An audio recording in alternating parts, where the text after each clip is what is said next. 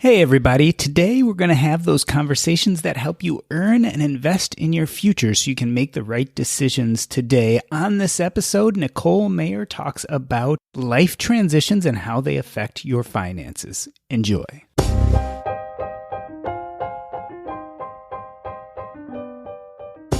I'll never forget the night Liz collapsed. She was a second-year resident a year ahead of me, and she was in the ICU that night taking care of patients. She got a severe headache, and then she collapsed. They took her down to the emergency room, and the CAT scan showed a mass, which eventually ended up being aggressive brain tumor. She had multiple seizures that night, and a few hours later, she was back in the ICU, but this time she was a patient and not the caretaker. I didn't see her for another 6 or 7 months, and eventually I ran into her on my rheumatology rotation. At that point, her life had changed radically. She had been in and out of the hospital. She had had multiple surgeries and chemotherapy. She had gotten married, and now she was coming to take part in my rotation part-time. She would show up for a few hours, see a few patients. And that was the last I ever saw of her. Years later, practicing as a physician, I often wondered what became of her. Was she still out there somewhere practicing as a doctor, or did she eventually succumb to her cancer? There's no doubt that major life circumstances change not only our personal, but very often our financial plans. For some, it means not procrastinating for the first time. For others, it means letting go of a rigid framework that is holding them back. When we face illness and tragedy or even job loss, who is there to guide us through these difficult times? And speaking of guiding us, when was the last time you checked out Fiology.com? That's Fiology.com. That is the place I go to learn about the financial independence community. You can see their 52 Fiology lessons that you can even have delivered to your inbox every week, as well as download their free Fiology workbook.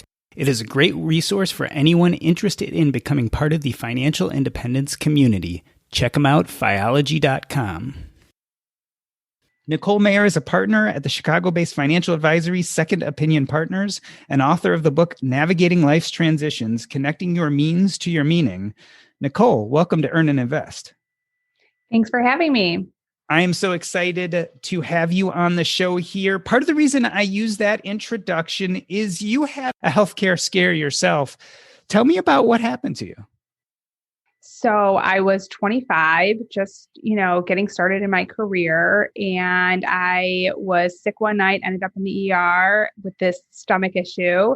They said, you're fine. It's maybe like a bug or something. Go back. Happened 6 months later, and the first time I was in the ER, they did a CAT scan. The second time I was there, they said, hey, what are you doing about that tumor on your liver that we found the first time?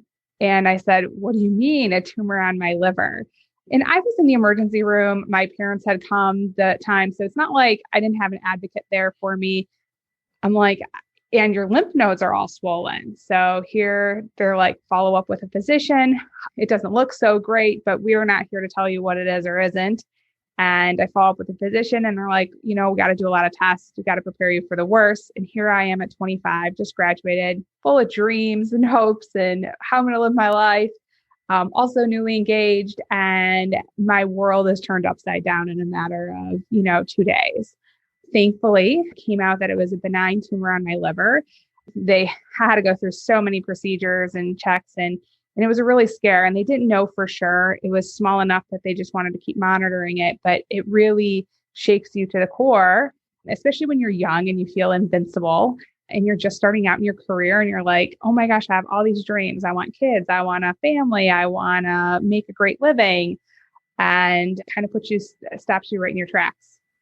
Tell me a little bit about where you were in your life at that point. Were you thinking seriously about your finances and your future, or were you more of a happy-go-lucky 25-year-old? Great question. So I was thinking pretty seriously about my future.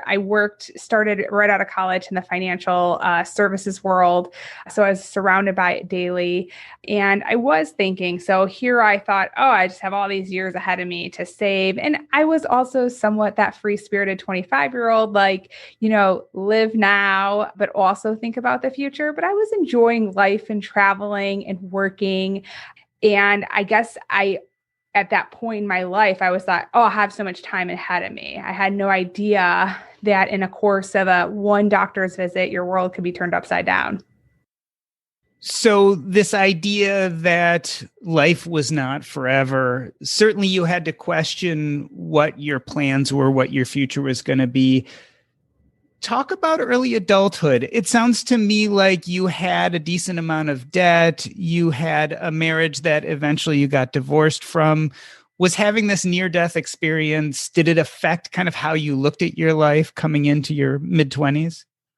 It completely changed my life. I started to realize like things aren't forever and I needed to be more thoughtful on what my future looked like, what I wanted, and also what made me happy. I think like many young people graduating from school, you're told by all your professors, you get into these careers, you're going to make a ton of money. And I realized that while money was important and it was certainly a tool to get me to do some of the things that I was passionate about, finding what I was passionate about, what I valued was so much more important than the money. The money could be more useful if I knew what I valued.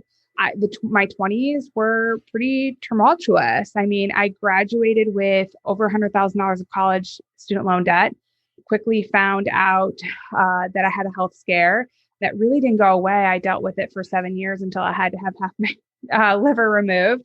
And was in a marriage. We went through job loss. We went through the great recession of 2007 to 2009. And we were two young people trying to figure it out. And then a surprise baby came. And then being a mom on top of all of it and starting a practice and really trying to say, like, what do I want my life to look like? What does my best life look like? And, they make this statement all the time for like weight loss. Even if you lose the weight, doesn't mean you're going to be happy. Well, just because you get the money doesn't mean you're going to be happy. So looking beyond what the money, sure, could relieve some debt, sure, could help with job transition with my ex-husband, and sure, could help with a bunch of things, but was it going to make me happy? And was I truly living kind of with a purpose? And that, I think, over the years, I can empathize with clients way more because I meet those 55-year-olds, those 60-year-olds who've worked hard all their life and were at a grind that they weren't happy with. And now are like, oh my gosh, life is short. My peers are passing away and I need to live more with purpose and do something that brings me joy and that I value. You were in the financial services industry at the time as you are now. How was such talk received? I mean, you're talking about purpose, you're talking about meaning. This is far afield from the basic financial talk you'll normally get when you go see an advisor. Was it accepted that you wanted to talk and think about these things with your clients? It wasn't necessarily, but it was really welcome because people started to realize like they were making some decisions that really that were impactful and that were emotional versus being thoughtful on it. And, the number one reason people get divorced is financial. Sometimes in marriage, one spouse is more emotionally driven with money and one is more rational and practical. And as the number one reason people get divorced is finances. And I brought that conversation as a young divorced 30-year-old with people that I was sitting with that were married 20, 30 years. I brought that conversation to a head and it was real and it was authentic and people realized that. And I've realized the financial services model is completely broken. It's been broken. It's about people do a plan and it's a guise to sell you some product. You know what? The products are a commodity. You can get them anywhere. The guidance and advice and someone to help get you through some of those life transitions and those things of like, hey, you know what? I've been on a plane every day, every week for the last 20 years, and I missed countless baseball games, countless daughters' dances, and all this stuff. I don't want to do it anymore. I still need to make money. Do I need to make as much as I was? How do I just start to enjoy life and be present? And when you got down to it, they really were receptive of it because they realized it wasn't some magic tool or magic wand or magic investment that was going to get them there. Sometimes it was some deep soul searching and saying, okay, well then let's get your roadmap mapped out. Tell me where you want to go. Tell me what you both, especially if it was a couple, tell me what you both want to do. And then let's figure it out and how to match the money and what you need to it versus here's this great product. Here's this plan that it should be because that's what everyone else's should be. What I value and what someone else values is completely different. So let's work around what you value, what's important to you. What you're talking about is the holistic approach to a financial plan. Tell me nuts and bolts what that conversation looks like, especially at the beginning, because again, often clients are going to come in and they're going to expect you're going to talk to them about those specific commodities. How do you breach the subject of more their meaning and purpose in life? How does that conversation start? It's very simple. You can Google all day long and find out like, oh, only spend, 15 to 20% on travel or household or what your mortgage should be and Google all this stuff. And that's all it is. It's stuff and it's generalizations. And what I tell people is I want to get to know you. I want to understand what do you value because I may value eating out dinner every night is my social, is my entertainment, is my everything. And they may value travel and they may never eat out and scrimp and save and make sure that they can take $10,000, $20,000 vacations. And I don't care where you spend your money. I care that are you saving enough to reach your goals? And first, what are your goals? They may be completely different than your neighbors, than someone else. And doesn't matter how much money you make, just like the person who loses weight, doesn't matter how much weight you lose. If you don't fix the inside first and really determine what it is that makes you happy, is it because you have kids that live on both coasts and you want to be able to go there once a month?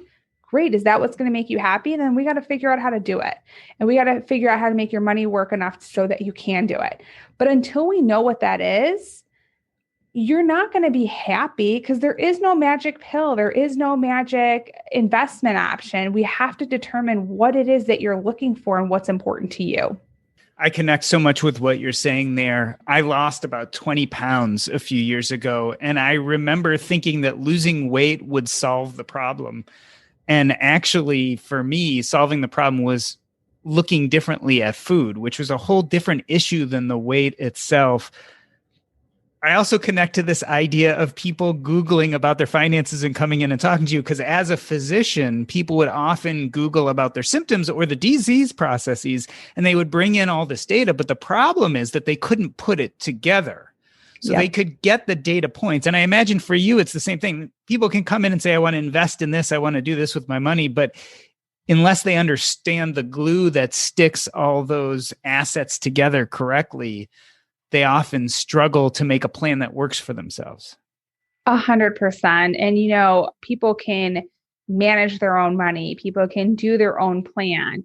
The issue is, and there's all these wonderful technologies out there. The issue is an algorithm can't solve for your need and desire that's inside. Sometimes it's the guidance and it's the advice from a professional that really understands more meaningful things on how to get you to where you want to be. It really begs the question, how often is money the issue when people come to see you? I know it sounds like a silly thing to ask a financial advisor, but is that usually their major problem when they walk in the door? They always come with a different problem and they think it's money. And I'll say 95 to 99% of the time, it's not money. It's something else. And it takes us just like, being previously you were a physician, just like being a physician. Sometimes it's like a person comes in with symptoms and they are dead set. It's this is the problem. And after doing a little digging and really getting to understand them, getting to know them and their goals and their wants and their values, and actually we do something here called honest conversations. And we dig deep and we start to have honest conversations with a couple. And it's interesting what comes out. We'll find a husband and wife that all of a sudden, the wife is fearful about money because when she grew up, there never was enough. And they never actually really talked about that as a couple. And now they realize, like, husband may realize, oh, that's why she's nagging me all the time on what I spend. She doesn't know enough, or vice versa. We see it all the time. So it really opens up the dialogue, and it opens up a dialogue that people just aren't used to. And we are in such a world today that we just want instant answers. We want instant gratification. And sometimes when people are willing to invest a little bit of time, so not money, but time, into really learning about themselves and what they're looking for, we can figure out the problem. And it's not money. 99% of the time, it's not money. I imagine often you feel like you have to take the role almost of the therapist. I've done a lot of thinking about this idea of money scripts, right? These ideas that we hold from childhood that have been ingrained in us, sometimes from generations of teaching and modeling that we've received from those who came before us. And it takes almost the equivalent of real therapy to get around some of those, to figure out what your true quote unquote money issues really are. Yeah, we have a proprietary process here, and we define, what kind of money mind are you? And it's how your quick brain makes decisions. So very much like therapy, when I know someone is a happiness money mind or a commitment money mind or protector money mind, there's 3 different ones. It gives me insight to them. And I understand, if you are a protector money mind, you're never going to feel like you have enough money. I could tell you till you're blue in the face, but you are so worried and protective of what you have. And if you're a commitment money mind, which I have a lot of those as well, you're worried about everyone else and putting everyone else's needs before your own. And I see that a lot too. And I see that a lot when people are going through job transitions in their, late 40s, 50s, when they're like, this is not, I've been at this grind for 20 years. This isn't what I want. This isn't what gets me up in the morning, and I got to make a change, because they've been working for everyone else in their life. They've put everyone else's needs, whether it's their significant other, their spouse, their children. And now it's time for them to put some of their own needs in front of everyone else. So yes, it's a much like therapy in really figuring out who they are, how they think about money. So it's that money mind. We take them through a money mind process, and then an honest conversations, and really start to get to know someone and be able to build their journey for them. There is, holistic financial planning has been thrown around, just like a lot of times holistic medicine is thrown around. It became a buzzword and people used it, but were they really using it? And were they really getting to know and really getting to know the whole person? I'll say for the most part, no. And for us, the client that works best with us is the ones who do want to understand, like, they're okay with us breaking down their values, so we can really design a plan that's based around them and only them, and it's unique to them. You used a little bit ago the term quick mind, and I love that because it kind of harks back to this idea of the reptilian mind, this evolutionary quick response, subconscious decision-making that we do. And so many people don't realize that a lot of their financial behaviors are driven by these below the surface beliefs and ideas, and they're reflexive. And I know breaking down what's going on in someone's life or working on their financial plan often means stepping in and slowing that process down so they can be more thoughtful about what they're doing. Absolutely. I'm going to quote you here, or something close to a quote of something I saw on your website. You talk about control that which is controllable and let go of the uncontrollables. How much of your financial planning or discussing with people is telling them that they have to let go of certain things that are out of their control? Is that a big part of the plan? There is a big portion of that. We all want to have, we all wish we had that that crystal ball to tell us what everything looks like and that everything is going to be okay. And I'll just tell you, I use my own experience, certainly for people. I had a vision. I had a vision of what my life was going to look like. And guess what? It turned out nothing like it was supposed to. It still turned out good. It is great, actually. But part of that was when I did go through turmoil, part of it was getting educated so that I could make decisions with confidence going forward when those, I'll call them detours, come. And the best way I explain it to a client is, if you were in Illinois and you wanted to drive to California, and you know that there might be some internet outages on the way, I have to educate you enough to get there so that if there's a detour that you have to make, that you're going to feel confident enough making that decision on that detour. There may be none, which is great, but there may be 3 or 4 that we're going to have to navigate on our way. And the more you can get educated about your situation and where you're going on your journey, the better you're going to be to navigate those detours that come. And 9 times out of 10, there are detours in life. And, we just can't predict everything. We can't plan for everything. But certainly we can control what we can right now, control the controllables. And I always tell people, who would have thought this last year with COVID-19 would have been what it was? And who would have thought we'd be in lockdowns and things? I mean, these are things that are unimaginable. And those are things we just can't predict. We don't know what that's going to look like. So control the controllables, get educated, understand the what ifs and what are those road bumps or detours possibly going to be and how might we handle them. But listen, we're not going to focus on that. You're not going to focus on what if all the time. You're going to be prepared. And at the end of the day, if it never happens, great. If it does, you're prepared to make those decisions and you have a game plan to navigate those detours. Let's talk a little more about those detours. You mentioned, or we talked about the idea of a health scare. Divorce is another one. You went through that and you are also a certified divorce financial analyst. What does that mean exactly? Certainly. So I've gone through extra courses to really get educated on the divorce process, the different types of divorce processes. And really, there's so many financial components to divorce. Attorneys know enough, but that's not their knowledge base is all the finances and the intricacies of, hey, this is better from a tax perspective. This isn't.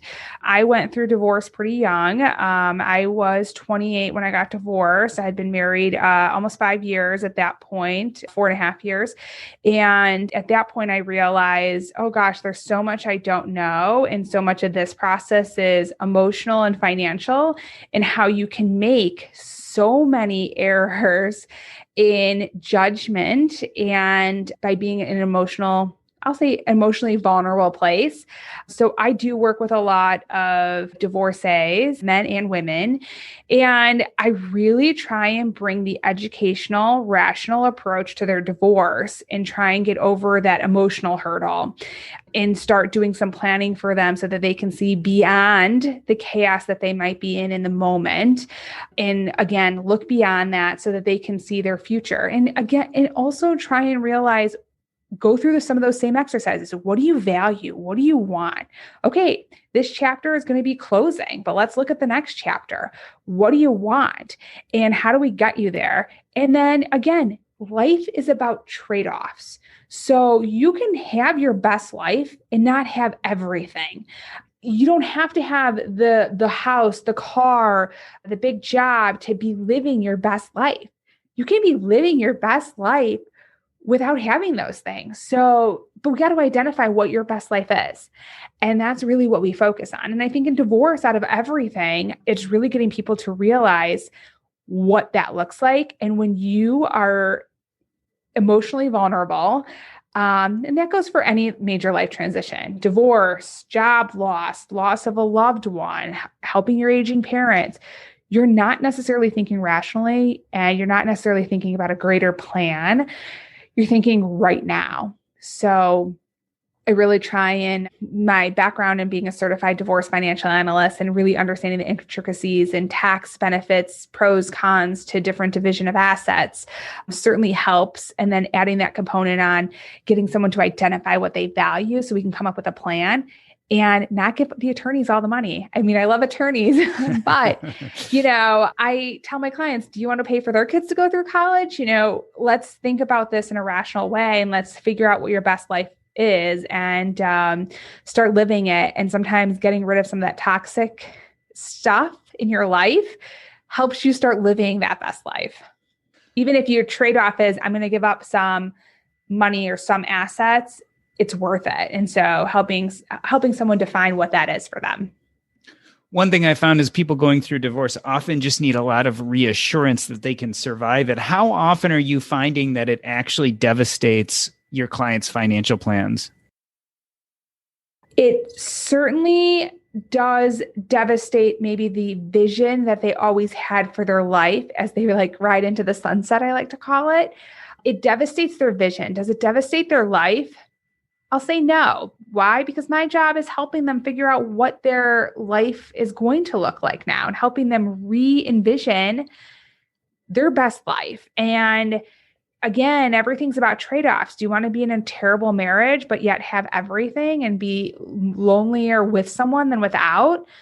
And I got to tell you, most clients, when we start talking, we start getting down to the nitty-gritty, they'll give up the big house, they'll give up the car, and they'll say, you know what, I'm living in a tiny little condo, but I've never been happier and I'm fulfilled. I may not have as much money as I had before, but I have a roof over my head. I have money to do those things and I value things different. And I think that's it too. They start to value. So in a traditional sense, do I see clients who are devastated?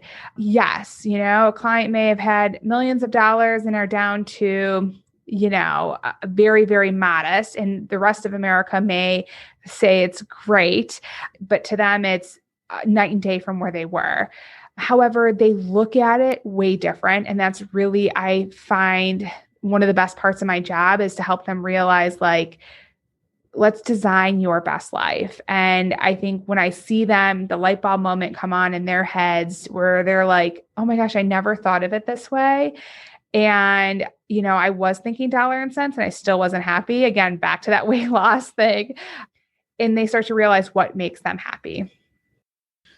We mentioned their expectations. You also talked a touch about taxes. What are some of the other unique challenges of people going through a divorce, especially financially, that they don't usually think about? I think one of them is the division of assets. I find a lot of attorneys don't talk about that. And depending on, the client I'm working for, it's like the attorney may have come up with, or their ex-spouse is coming up with a division of assets, and they end up getting a whole heck of a lot less because they're all the assets that still need to be taxed, like retirement assets and such, where we could make it a little bit more even if we split some non-retirement assets. So I think taxes comes into also, tax law for divorce is constantly changing on a federal level, state level. So really understanding, again, we can control the controllables, the laws as we know them now, but also be prepared for, okay, well, if this were to come down the pipeline, if spousal support is going to be tax-free or taxable at some point, or tax write-off, understanding what that looks like. And then it's really just understanding and sometimes educating on the different assets, what they own, and what the trade-off again is from a tax perspective. Here's the offer that they put on. Well, you can get the same amount, but we'll split it this way. Now the taxes have been split equally.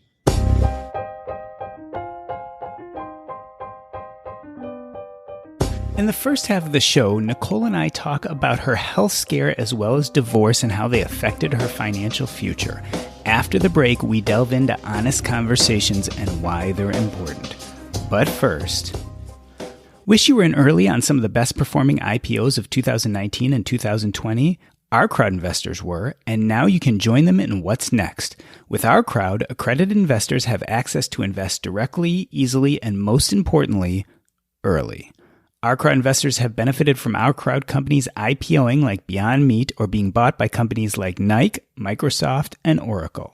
Today you can join Our Crowd's investment in Shield, an AI-powered platform that helps global financial enterprises meet increasingly complex communications compliance rules. Shield addresses an $89 billion market with tools that automatically detect and alert on behaviors leading to market abuse, employee misconduct, and information sharing. You can get in early on Shield and other unique opportunities at ourcrowd.com/EAI. The Our Crowd account is free. Just go to OURCROWD.com/EAI. So it sounds like what you focus on Second Opinion Partners is the big life changes, right? Either expected or not expected. You guys use an approach called Life Print Advantage. What is that and exactly how does it work?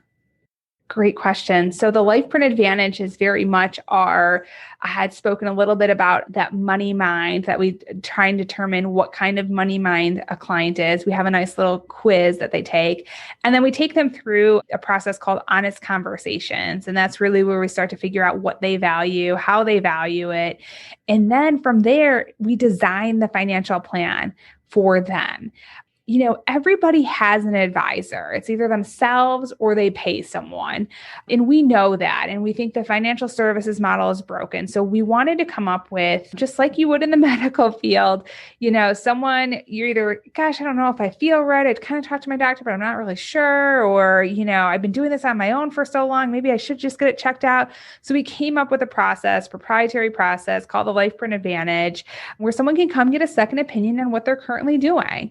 And we're looking at everything from investments to insurance to tax planning and the retirement planning, and really seeing are they on course for what they want and what they value? And again, it's always an enlightening situation because they come in with, hey, I've been managing my money forever on my own and I don't feel like I'm getting a good return. And then I come to find out, well, you know what? The real thing is that they're not happy at their job. They are like a protector money mind, so they'll never feel like they actually have enough. And they kind of want to not be in charge of people, maybe get a new job, but just kind of take a step back a bit. And what the real problem is they want to understand how much money they can earn and still manage the same lifestyle. So it's like a long way around the lake, but we have to figure out that something else is driving their worry about not getting enough return. It was never about the return that they're getting on their portfolio. It was something else. So we find that quite a bit. So this process is pretty comprehensive, taking people through several meetings. Sometimes it's more than not because we spend a lot of time on that front end, if that's where the clients need to be. And that's through that honest conversations and getting their values kind of out. And then really getting a plan in place. And then, like I always say, I'm going to give client a prescription. They can go fill their prescription at any pharmacy they want. I'm not here to sell them and tell them why they need to work with us. We do have clients. We have a pharmacy. It's kind of like being in a hospital. We have a pharmacy if you need it, but you don't have to use our pharmacy. You can go anywhere. And sometimes we only fill certain prescriptions at our pharmacy, but anyone can go through a second opinion. And it's very clear from the name of your practice, Second Opinion Partners, that people probably come to you for primary financial planning, but you also probably get a lot of business out of people who just want you to look at their plan and give them kind of a thumbs up or a thumbs down. There are a lot of people out there who still really believe in the DIY approach. You've done a lot of these second opinions. How are the DIYers doing out there? Are they generally getting it right, or are you finding that it's complex enough where people mostly need more help? So they are doing pretty well. Remember, I think I said at the beginning of the show, a lot of the products and investment strategies are a commodity. You can get them anywhere. You can log on to some of the major financial institutions and have a decent portfolio. So I think advisors today their value becomes the guidance and advice for everything an algorithm can't solve. And for most of the DIYs that have come to us or that hire us once a year, every other year to just review what they're doing good, and they don't need us necessarily now. They've needed us maybe to navigate a certain situation, transition, and they realize that they may need us in the future. And some of the examples are husband and wife. Husband loves doing it. He manages the money. He gets a kick out of it, likes looking at his accounts every day, picking the allocation. However, he's starting to feel his mortality. Someone close has passed away. He wants his wife not to get taken advantage of by someone in our industry. So he wants her to get educated on things and at least have a resource to go to when maybe he's no longer in a position to handle it fully. I would say most people are doing really good on their own. And there's some fine-tuned adjustments that they make after going through our process. A lot of it has to do with level of risk and what they're looking for. And once we educate them on risk, they have a whole new appreciation of saying, okay, now I get it. Now I understand why, people talk about asset allocation. I understand about why people focus on the downside of the market sometimes and not just the upside. So it's a good position for them to get educated. And then sometimes it's educated on things that they're not even thinking of, from titling of their accounts, from an estate planning perspective, from beneficiaries. I mean, all of that stuff we go through on the second opinion. So it's not just investments, but estate planning or taxes. They're totally being inefficient from a tax perspective. And they walk away with value. They got value. Some clients say, oh my gosh, I had no idea. Like, I just want you guys to do it because obviously I haven't paid attention to all these things. And there's like 30 changes to make. And they have nothing to necessarily do with the investment portion. It might be a tax, estate planning, whatever. And some are like, okay, great, I'll make that adjustment. And then they come back to us and pay us. They know how we got paid. And I think that's important. It's not a guise to sell any product. We're here to educate so that people can make decisions with confidence. Have you found that the COVID pandemic and associated pandemic recession has changed the narrative at all, either in the clients that are coming to you or the advice you're now giving? Yes. From the standpoint of, we can only control what we can, and some things that felt so predictable are not.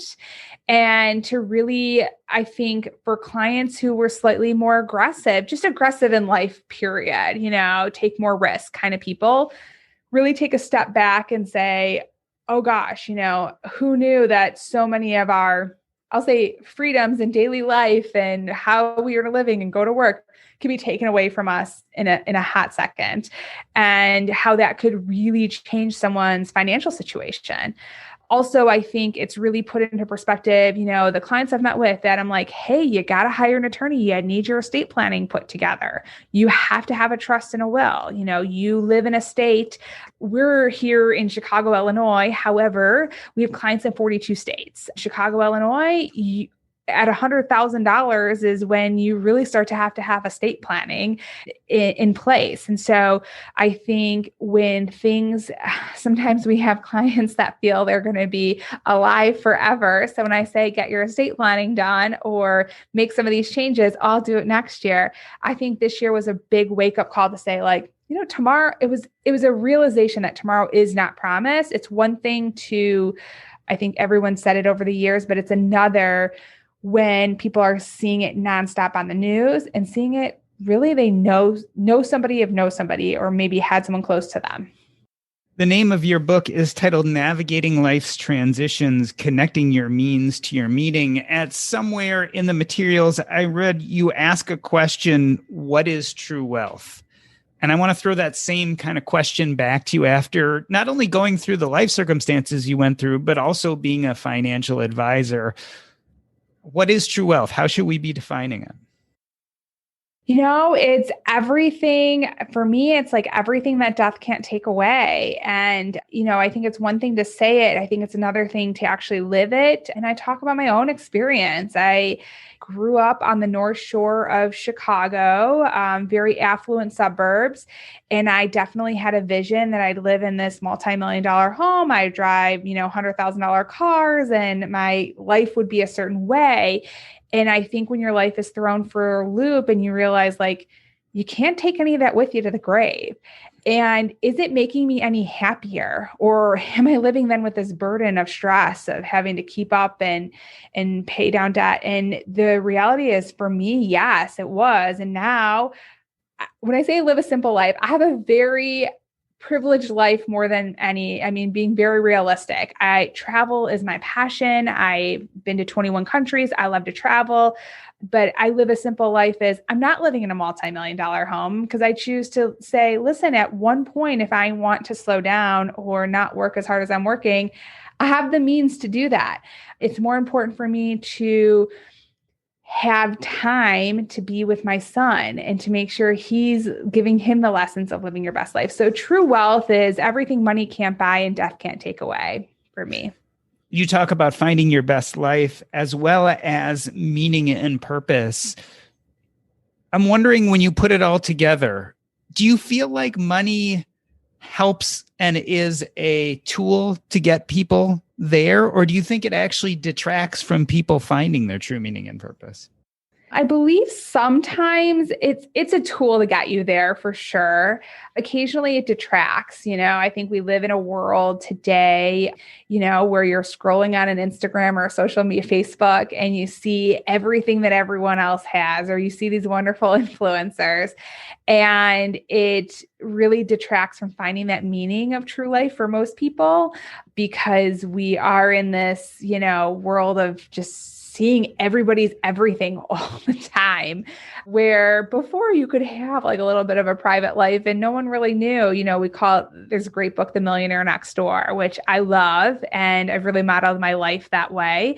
I don't need to show, I'm living my best life. It doesn't mean it has to be a big house and a big car. So I believe it does detract today on some of those things. Yeah, the Millionaire Next Door author, Stanley and Danko, when they talked of things such as stealth wealth, I can't imagine them thinking about what life would be like in our Instagram and Facebook world. It was a different world when they wrote the book. A fabulous, fabulous book. Mm-hmm. But our ideas of wealth and how we show it are much different than they were back then. You mentioned influencers. I came to personal finance through the financial independence, retire early or FIRE movement. There has been a bigger push for people to try to retire or at least get out of the traditional workforce earlier than previous. What do you think about that? And what are you seeing with your clients? I think it's great. Again, we all define what our best life is differently. So if yours is not getting out of the, Doc G, you said it yourself, you were a doctor and working probably long hours, and you weren't maybe getting gratification that you wanted out of it. And so if it meant retiring so that you could do something that you valued, or semi-retiring, or retiring into, I call this retiring into something else, but you're financially independent. So if it doesn't work out, if you want to go write blogs or volunteer or whatever it is, and you can be financially independent, I think it's a wonderful thing. I think life is short. We're not promised. I always tell people, I'm like, listen, you never know what tomorrow is going to bring. That's why I always say to control the controllables and stop worrying, just get educated about everything and make decisions. But I think it's a wonderful thing. For me, I look at it like I love what I do every day. I have such passion. So, my team and I were talking about if we won the lotto. And I think people think, oh yeah, right, Nicole, you would actually continue to work. But I don't feel like I'm working. When I meet with people, like I love it, because I love that maybe they don't need to go through a health scare or a job loss or divorce to realize that they could be living their best life. Listen, I've been through it. I don't want it to come to some major life moment that has to wake them up. If I can help them wake up well before that and start living their best life, that to me is just magical. And I feel awesome. And so I would continue to work, even if I won the lotto. But not everyone feels that passion where they work, and that's okay. So I think that movement is fabulous. And I think it's really very close to calling like live your best life movement, because your best life might be traveling and writing travel blogs. I think that could be my second best life. I love what I do, but like that would be for me. So I think it's fabulous. You were talking about you and your colleagues discussing what you do if you won the lotto. And I call that the reverse lottery test. Like, assume you won the lottery and have 10 million more dollars than you had before. What types of work would you keep doing even if you weren't getting paid for it? And I know in my career, as I kept pulling away the pieces of medicine that I didn't enjoy, I found that hospice and palliative care was the thing that I would keep doing even if I wasn't being paid for it. And based on that criteria, I knew that that was something I shouldn't let go of as I left the rest of traditional medicine. And it sounds like you're in the same situation. As you get further in your own financial path, you can ask yourself, well, what would I do? Because it brings me more fulfillment, more meaning, more purpose, regardless of the money. And for you, financial advising still answers that calling. And I have started a little bit of a movement on social media. Like I want to be I'm working at on Instagram at live your best life _ Nicole. It's really helping people realize that living your best life is more than everything else that you see. So I'm getting to do some of the things that I love and enjoy, even outside my traditional advising role while I'm working, which is amazing. So give me your elevator pitch here. There are a lot of young 20-year-olds listening to this show or out there in the world trying to figure out what they should be doing right and wrong with their personal finances. Sum up what you've learned over the time, both what you've gone through personally and as a financial advisor. Is there some simple advice we can give them that says, hey, you're 20 years old, this is where you got to be looking? So I almost want to give them the advice before they're 20, like when they're a teenager and like looking at colleges and, so I'll start there, like, what I wish I would have known. So what I wish I would have known, being the young teenager looking at colleges was that debt was going to be suffocating to me, and that I was going to be successful, whether I went to an amazing school or whether I went to expensive school or a less expensive school. I have the drive and the passion within myself that I would have been successful no matter where that degree came from. And it probably wasn't worth the stress to have that debt and have to work to pay it off, into my 20s and early 30s, paying that off. But, if I look at the 20-year-old now and 20-something-year-old now listening, maybe for right out of college, I'd say, get a plan together, start to, and that plan is not say, oh, save $20 here, save $100 here, saving your 401k. Yes, it is that too. But what do you value? What's most important to you? And get a vision. What is your vision for your life? So I had it like, I'll call my vision for my life one that was like, the Cinderella vision that we have as little girls. I'm going to get married, have children, have a job. Mine was very progressive in the standpoint. I didn't want to be a stay-at-home mom ever. I always wanted to work. I always wanted to be a career person, but I never pictured any of the maybe obstacles that would come in my way. So I find that I meet a lot of 20-something-year-olds today, my clients' children, my clients' grandchildren, that don't necessarily have a direction or a vision of what they want their life to look like. But like, you have a magic wand, wave your magic wand. What does it look like today? Okay, let's start there because that's what you value, obviously. If it's traveling all the time, great. And what's the trade-off? What are you willing to give up to have that? And I think starting there, and then comes the financial component to say, okay, what do I need to get there? That's my vision. What do I need to get there? And guess what? It may be hustling really hard to get there. Nothing comes easy. If you want something bad enough, you have to be willing to work for it. And saving is important. As much as you want to live now, it's so important to save so that you have the freedom. Saving and having money put aside gives you freedom now and freedom down the road. I love this idea of the live your best life now movement, because I think up to this point, we've really had only YOLO, you only live once. And the problem with you only live once is it almost precludes also building a good, stable financial plan beside what's happening at the moment. Whereas when you talk about live your best life now, it includes this idea of both figuring out your meaning and purpose, which may pivot over time. Mm-hmm. Who knows what's going to happen in your life, what's going to hit us. There are all sorts of things, unfortunately, that we can't control, but that you can build a solid financial plan next to that and almost live the best of both worlds.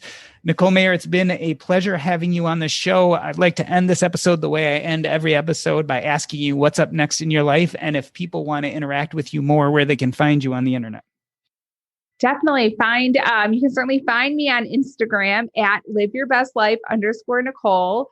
You can also find me at www.lyblnow.com, liveyourbestlifenow.com, lyblnow.com, and secondpartners.com.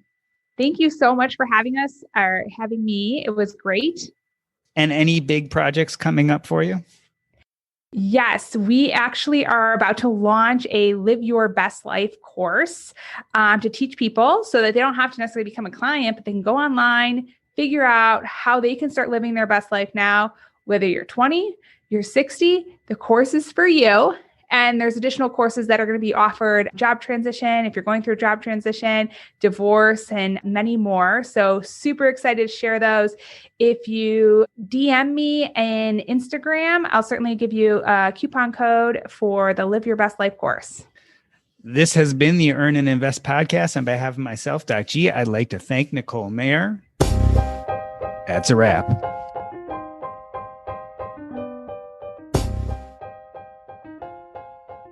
Are you an earner or an investor? It's time for the community section. Listen, if you're interested in being part of this community, the best way to do it is to go to our Facebook group.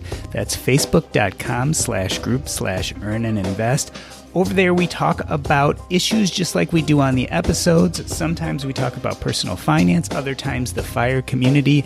Occasionally, we might even touch on politics. It is a place to talk to like-minded people, get new opinions, and continue the conversation that we start in each episode. This is the community section today, and I wanted to discuss Episode 191, Rethinking Your Real Estate Game. I did a Facebook Live to talk about this episode on the day it dropped, and we were talking about this idea of flipping land and how it is as an investment. And Joanne Fredrickson in our Facebook group commented, "I don't know how others felt about today's show, but honestly, I felt bad for the sellers who sold at 25 to 30% of fair market value. They simply didn't know the true value of what they owned. It sort of felt like exploiting people's lack of knowledge, and I'm wondering what others thought. BTW, I love this podcast." Well, thank you, Joanne, for commenting. What she's talking about is the people we talked about on the land flipping episode from the Land Academy often mentioned that they put out mass flyers to buy land. And usually these went out to thousands and thousands of people, and they had computer algorithms which would populate those flyers with a price for the person's land, an offer that was often 25 to 30% of fair market value. The idea with land flippers is if you send these flyers out to tens of thousands of people, you'll get a few bites. And to make a profit, you don't need 100 or 200 pieces of property. If 5 or 10 people respond, that can be fairly lucrative. But I guess the bigger question from Joanne is it fair? And I think this is a major discussion point, right? Because we don't ever really want to take advantage. I think Joanne Fredrickson is an investor, but she wants to be an investor in a fair and ethical way. And I salute her for bringing up this question.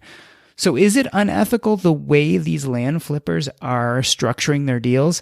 I guess it depends how you look at it. The truth of the matter is there's lots of people who have these parcels of land that they've been holding on to them forever. Maybe they got them in an inheritance. Maybe they bought it because they thought they were going to build and then decided not to, who are holding on to this land for sometimes years, sometimes decades, and never doing anything with it. So the idea behind Land Academy is let's make it easy for these people to sell their land that they're holding on to that they don't know how to get rid of. Let's give them an opportunity to both benefit them and benefit us. So the real question is this ethical? Well, Joanne, I think it really depends on how upfront you are as the buyer. If I remember correctly, the Land Academy, when they send out their flyers, they do put the actual value of the property and then an offer. Therefore, people know exactly what the value is, as well as what they're willing to pay. And I think they're very upfront and honest with this idea that we buy things at a deep discount, but you go with us because it's easy. I mean, think about this. If you've had this piece of land and you've been stressing about it, maybe for years, and all of a sudden you get an offer in the mail and it says, boom, sign here and here's your money. For a certain segment of the population, that's going to be really easy and they're going to jump at that. I think the second part of the equation is that there is someone there answering the phone so that when a person with a parcel of land possibly to sell calls up and asks questions, you get a real live human being on the other end of the line who's willing to tell you the truth, right? We never want to lie to people. I mean, I love this idea of making money, but we want to do it in an upfront and ethical way. I mean, there are a bunch of ethical ways to make money. There's no reason that we should have to swindle someone out of what's due to them. And so I think this is a great point, Joanne. Thank you for bringing it up. We always have to be careful. I think there's a way for us to both make money and to be ethical. I really think that we should look at those options first and try to stick to them. This idea of stealing something from someone or at least giving them a bad deal when they don't know that's what they're getting is really bad. And hopefully we can all build our wealth together without having to do such underhanded things. So that's it. Joanne is an investor, but she's an ethical one, just as I hope the rest of us are here at Earn and Invest. Check us out again at the Facebook group. That's facebook.com/groups/earn and invest to have conversations like these. I've also been doing more Facebook Lives, usually on Monday, Wednesday, Friday, often in the morning. And I'm likely to talk about an episode that just dropped, an episode that's coming in the future, possibly a recording that I'm doing that day, or whatever happens to be on my mind. I hope to see you there, become part of our community, and become part of this conversation. And if you want to go back and listen to the land flipping episode, that's episode 191, just go to earnandinvest.com/191.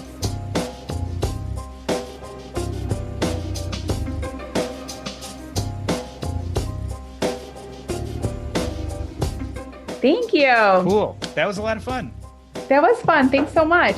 Yeah, no problem. Any questions about the podcast? So usually I'll tell you that your episode tends to run 6 to 8 weeks after recording because I have a bunch in the bin and I edit it up. And I will usually send you a copy a few days before so you can take a listen. And then the day before, I'll send you the final links and images and those kind of things so you can promote them as you wish. Okay, awesome. Thank you so much. It was great. Yeah, it was a lot of fun. I think it's a good narrative to talk about. And I think we have to do this over and over again, is talk about this idea that money only takes you so far. Like, not managing your money will definitely hurt you in the end, but just managing your money without putting much thought into what's important to you. And as you say, living your best life, that's not going to help you either. And kind of helping people understand that both narratives are important. Agree. Thank you. It was so fun. It was a great conversation. Yeah, I appreciate it. And I will let you know as things get closer. I hope you have a good week.